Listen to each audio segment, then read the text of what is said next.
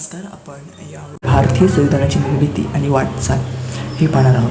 आता संविधानाची निर्मिती आणि त्याची वाटचाल कशी झाली हे मी एक थोडक्यात सांगणार आहे. हा भाग 1 आहे. भाग 2मध्ये आपण 42वी घटना दुरुस्ती सविस्तर पाहणार आहोत आणि संविधानाची वाटचाल किंवा म्हणजे त्याची वैशिष्ट्ये जी आहेत आपल्या भारतीय संविधानाची ती आपण पुढील व्हिडिओमध्ये पाहणार आहोत. आता संविधानाची निर्मिती आणि त्याची वाटचाल जी आहे ही एक प्रदीर्घ आणि ऐतिहासिक अशी प्रक्रिया होती.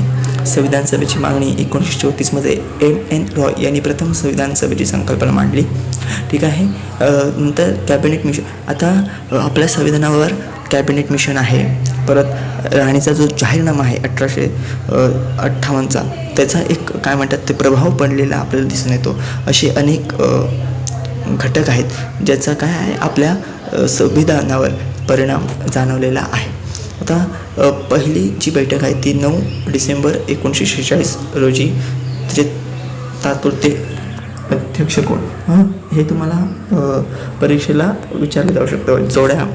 योग्य जोड्या लावा यायला म्हणजे मसुदा समितीची स्थापना कुठल्या वर्षी झाली, कालावधी काय होता, म्हणजे हे सगळं तुम्हाला परीक्षेला पूर्वपरीक्षेला ऑब्जेक्टिव्ह टाईप विचारलं जाऊ शकतं. म्हणजे ठीक आहे. मसुदा समिती. आता ड्राफ्टिंग प्रारूप. मसुदा म्हणजे काय असतो? प्रारूप असतो. ह्याचे अध्यक्ष डॉक्टर बाबासाहेब आंबेडकर होते. आता याची जी ड्राफ्टिंग समिती आहे ती प्रारूप तयार केलं होतं तिने. आता संविधानाचा जो कालावधी येतो तो 2 वर्ष 11 महिने 18 दिवस लागले. याची स्वीकृती 26 नोव्हेंबर 1949 रोजी झाली. अंमलबजावणी 26 जानेवारी 1950ला झाली. ठीक आहे. हे मी तुम्हाला थोडक्यात इथे सांगितलं आहे, पण भाग 2मध्ये डिटेलमध्ये पाहणार आहोत. आता राजघटना म्हणजे काय तर कोणत्याही देशाची लिखित जी संहिता आहे तिला आपण राजघटना असे म्हणतो. आपल्या संविधानकाराने काय केलं आहे की ती म्हणजे तिथे मूलभूत हक्कांची तिथे तरतूद करण्यात आली आहे. आपल्या संविधानामध्ये ती एक गुरुकिल्ली आहे. राजघटना हे संविधान आहे जे आहे ते एक गुरुकिल्ली आहे. आता संविधानामध्ये शासनाची जी अंगे आहेत कायदेमंडळ, न्यायमंडळ, कार्यकारी मंडळ. ठीक आहे. हे पण लक्षात ठेवा, महत्त्वाचं आहे. कायदेमंडळ, कार्यकारी मंडळ आणि न्यायमंडळ हे काय शासनाची 3 अंगे आहेत. आता कायदेमंडळ कायदे करते. ठीक आहे. न्यायमंडळ त्याची न्याय देते, न्यायनिवाडा करते. ठीक आहे. हे तुम्हाला ते माहीत असलं पाहिजे. ते आपण पुढे बघूया. आपण प्रत्येक टॉपिक कव्हर करूया. मूलभूत हक्क, मूलभूत कर्तव्य वगैरे. तर त्यात तुम्हाला मी विस्ताराने सगळं सांगेल संविधानाबद्दल. पुन्हा एकदा एक रिव्हिजन. आता 42वी घटना दुरुस्तीबद्दल सांगायचं झालं तर त्यात मी तुम्हाला थोडक्यात सांगतो. जी 42वी घटना दुरुस्ती आहे त्याच्यात समाजात जो शब्द आहे त्या शब्दाची भर केली आहे. हे बघा, धर्मनिरपेक्ष आणि एकात्मता या ज्या 2 शब्द आहेत म्हणजे 3 शब्द आहेत त्यांची काय केली आहे भर केलेली आपल्याला दिसून येते. आणि आपल्या राज्यघटनेमध्ये म्हणजे संविधानामध्ये शासनाची जी अंगे आहेत त्यांची कार्य स्पष्ट केली आहेत. त्यांचा तपशील स्पष्ट केला आहे. म्हणजे त्यांची कार्य कोणती आहेत याचा जो एक तपशील आहे तो ते स्पष्ट केलेला आहे. मी नोट्समध्ये सगळंच दिलं नाही, जे परीक्षेला इम्पॉर्टंट आहे तेच दिलं आहे मेन. ठीक आहे. पार्ट 2 जे बनवणार आहे तेव्हा मी अजून जरा विस्ताराने देणार आहे. पण हे तर खूप IMP आहे. हे तुम्हाला विचारलं जाऊ शकतं. मसुदा समिती त्याचे वर्ष, कॅबिनेट मिशन वर्ष. ठीक आहे. घटना समिती वर्ष. ठीक आहे. हे सगळं तुम्हाला विचारलं जाऊ शकतं. आता आपल्या संविधानाची स्वीकृती, महत्त्वपूर्ण घटना आणि त्यांचा कालखंड हा विचारला जाऊ शकतो. ठीक आहे. आता उद्देशिका.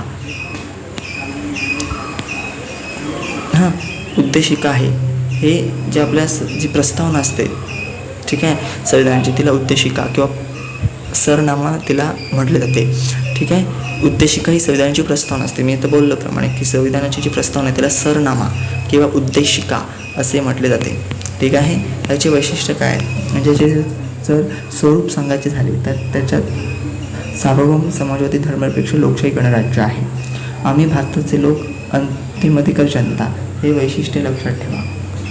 आम्ही भारताचे लोक म्हणजे काय ते तुम्हाला मी सांगतो. बघा, भारत हा जो आहे तो काय आहे एक स्वतंत्र देश आहे आणि भारताचे जे संविधान आहे ते काय आहे कोणी लादलेलं नाही तर ते लोकांनीच स्वतःला ते स्वतःप्रत अर्पण केले आहे. म्हणजे कोणी ते त्यांच्यावर जबरदस्ती लादलेले नाही. म्हणजे काय, सत्तेचा हा स्रोत कुठला आहे? जनता आहे. अंतिम स्रोत कुठला आहे? जनता आहे. म्हणजे सार्वभौम सत्ता कोणाच्या हाती असते? जनतेच्या हाती असते. ठीक आहे. मग काय आहे हे संविधान? काय आहे? कोणीही कोणावर लादले नाही, तर ते जनतेतील लोकांनी स्वतःहून अर्पण केलेले आहे. ठीक आहे. नंतर सार्वभौम. भारत हा सार्वभौम आहे. तिथे कुठल्याही बाह्य देशाची सत्ता नाही. समाजवादी यामध्ये काय असतं? खाजगीची मालमत्ता आहे, त्याच्यावर मर्यादा घातल्या जातात. हे लक्षात ठेवा. उत्पादनाचे साधने थोडा भर दिला जातो. ठीक आहे. आता धर्मनिरपेक्ष. भारताचा कुठलाही असा धर्म नाही, आपण कुठल्याही धर्माचा प्रसार करू शकतो, असं धर्मनिरपेक्ष ही संकल्पना आहे. लोकशाही. मी एवढं सांगतो लोकशाहीबद्दल की सार्वभौम जनता म्हणजे अंतिम सत्ता ही लोकांच्या हाती असते. म्हणजे लोकांसाठी हा कारभार चाललेला असतो. त्याला आपण डेमोक्रेसी म्हणतो. म्हणजे प्रतिनिधी हे थेट जनतेकडून निवडून येतात. ठीक आहे. जनता, आपण वोट करतो त्यांना. ठीक आहे. हे लोकशाहीबद्दल. आता मी पार्ट 2 मध्ये अजून सविस्तर सांगणार आहे. 42वी घटना दुरुस्ती. आपण फक्त ह्याच्यात आढावा घेणार आहोत, म्हणजे एक दृष्टिक्षेप टाकतोय, नजर टाकतोय. ठीक आहे. आता गणराज्य. आता बाकीचे जे देश आहेत तर त्याच्यात देशात काय होतं? वंश परंपरेने तिथे प्रतिनिधी येतात. पण भारतामध्ये तसं नाही आहे. तिथे जनतेने निवडून दिलेले प्रतिनिधी असतात. म्हणजे राष्ट्रपती हा वंश परंपरेने येत नाही, तर तो जनतेकडून म्हणजे आपण निवडून दिलेले प्रतिनिधी तिथे असतात. ठीक आहे. आता उद्दिष्ट काय आहेत? न्याय, स्वातंत्र्य, समता, बंधुता. हे आपल्या उद्देशिकेचे म्हणजे सरनाम्याचे उद्दिष्ट आहे. त्याच्याबद्दल पण आपण सविस्तर बोलूया. आता न्याय म्हणजे काय? बघा, संविधानाने न्यायाचे आश्वासन दिले आहे. आणि जो हितसंबंध आहे, म्हणजे सार्वजनिक, खाजगी आणि व्यक्तिगत जो हितसंबंध टाळण्यासाठी न्याय आवश्यक आहे. ठीक आहे. मग सामाजिक न्याय, आर्थिक न्याय आणि राजनैतिक न्याय आहे. ठीक आहे. आता स्वातंत्र्य हे व्यक्तीच्या सर्वांगीण विकासासाठी आवश्यक आहे. आता विचार, अभिव्यक्ती, श्रद्धा व उपासना याचे स्वातंत्र्य आपल्याला आहे. समता म्हणजे समानता. हे जातपात, धर्म भेदभाव न करता सर्वांना समान वागणूक, समता. आणि बंधुत्व म्हणजे बंधुभाव. ठीक आहे. याच्याबद्दल मी तुम्हाला सविस्तर सांगणारच आहे. आता 42वी घटना दुरुस्ती. ठीक आहे. तुम्हाला हे वर्ष खूप महत्त्वाची आहेत. मी तुम्हाला परत एकदा सांगतो. ही वर्ष खूप महत्त्वाची आहेत. संविधानाची स्वीकृती वर्ष, अंमलबजावणी त्याचं वर्ष, तुम्हाला ते योग्य जोडी कोणती किंवा योग्य जोड्या लावा यासाठी ते विचारलं जाऊ शकतं. काठिण्य पातळीसुद्धा जरा जास्त असू शकते. नवीन शब्द कुठले? समाजवादी, धर्मनिरपेक्ष आणि एकात्मता. या 3 शब्दांची काय झाली? भर घालण्यात आली. आता हे महत्त्वाचे खटले ते मी तुम्हाला दिलेले आहे. हे खूप महत्त्वाचे आहे. तर उद्देशिका संविधानाचं काय आहे? आता उद्देशिकेचे महत्त्व विविध विचारवंतांनी स्पष्ट केले आहेत. ते विचारवंत कोणते ते आपण पुढच्या व्हिडिओमध्ये पाहणार आहोत. ठीक आहे. आता आपण फक्त संविधानाची वैशिष्ट्ये कुठली याच्यात फक्त एक सांगतो. त्याचं स्पष्टीकरण आपण पुढच्या व्हिडिओमध्ये पाहूया. आपली जी राजघटना आहे ती काय आहे? विस्तृत राजघटना आहे. म्हणजे संविधान म्हणजे आपल्या राजघटनेच्या सुरुवातीला सरनामा असलेली पहिली म्हणजे अमेरिकन राजघटना ही पहिली आहे. आणि तिचे आपण काय केले आहे? अनुकरण केलेले आहे. ठीक आहे. आणि हे जे आपले संविधान आहे तिथे एकेरी नागरिकत्व आहे. हे आपल्या संविधानाचे वैशिष्ट्य आहे. एकेरी नागरिकत्व म्हणजे आपण दुहेरी नागरिकत्व जे आहे त्याचा स्वीकार केलेला नाही. आणि आपली जी राजघटना आहे ती लिखित राजघटना आहे. आता अमेरिकेसारखी राजघटना ही लिखितसुद्धा असू शकते, नाहीतर ब्रिटनसारखी संकेतावर आधारलेली सुद्धा असू शकते. अजून महत्त्वाचं सांगायचं झालं तर मूलभूत हक्क जे आहेत ते आपल्याला देण्यात आले आहेत. म्हणजे मूलभूत हक्क हे व्यक्तीच्या विकासासाठी आवश्यक आहेत आणि शासन व्यवस्थेला सुद्धा हक्कांशिवाय काही अर्थ उरत नाही. म्हणजे जर देशात समाजात लोकशाही व्यवस्था टिकून ठेवायची असेल किंवा वृद्धिंगत वाढवायची असेल तर मूलभूत हक्क हे खूप आवश्यक आहेत. ते गरजेचे आहेत. तर मूलभूत हक्क कुठले? आता कलम 12 ते 35 या अंतर्गत मूलभूत हक्क देण्यात आले संविधानातील भाग 3 मध्ये. त्यात कलम 14 ते 18 हा समतेचा हक्क आहे, म्हणजे कायद्यासमोर समानता, भेदभाव मनाई वगैरे हे आहे. आणि कलम 19 पासून जे आहे ते 22 ते स्वातंत्र्याचे हक्क आहे. ठीक आहे, असे ते कलम अंतर्गत आपल्याला हक्क दिले आहेत. ते आपण पुढील भागात पाहणार आहोत हक्क.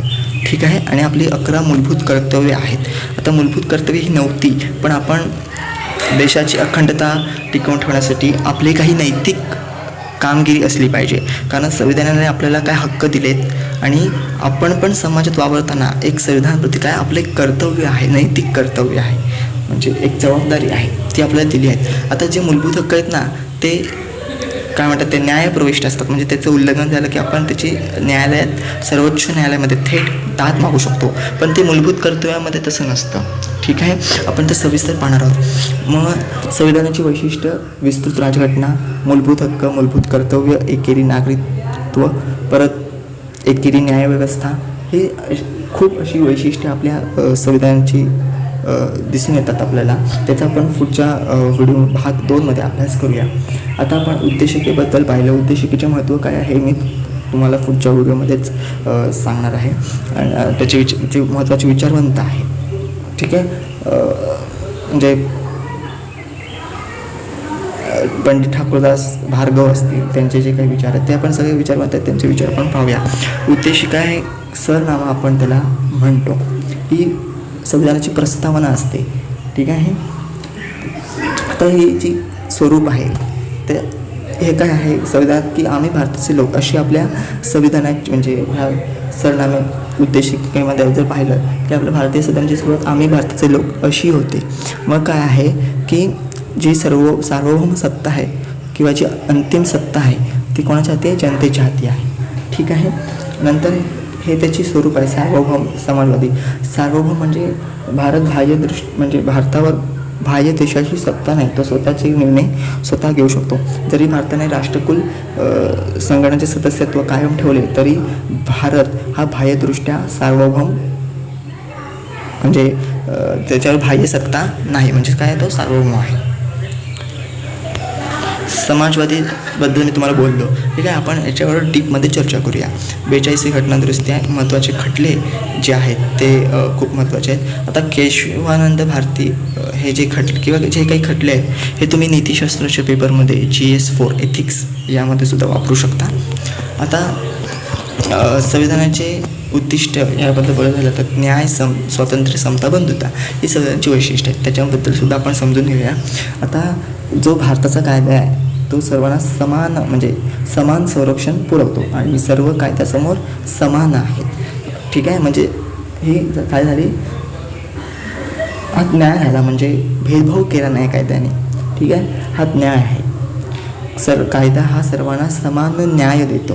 कारण आपल्या संविधानामध्ये संविधानकारांनी न्यायाचे आश्वासन दिले आहे आणि ते खूप म्हणजे काय झालं आहे की एक आपलं संविधान काय झालं, विस्तृत झाले आहे आणि यामुळे काय विकास झाला आहे. म्हणजे मानवी गरजा पूर्ण होतात, मानवाचा सर्वांगीण विकास होतो यामुळे, या सर्व गोष्टीमुळे. जसं की संविधान विविध तरतुदी आहेत, त्यामुळे काय होतं, मानवाचा सर्वांगीण विकास होतो आणि हे खूप गरजेचं आहे. ठीक आहे, ह्या ज्या नोट्स आहेत ना त्यामध्ये तुम्हाला मी मेन पॉईंट्स दिले. अजून खूप डीपमध्ये जाऊन आपण हे संविधानाची वाटचाल जी आहे ते आपण अभ्यासूया. भेटूया भाग 2 मध्ये. धन्यवाद.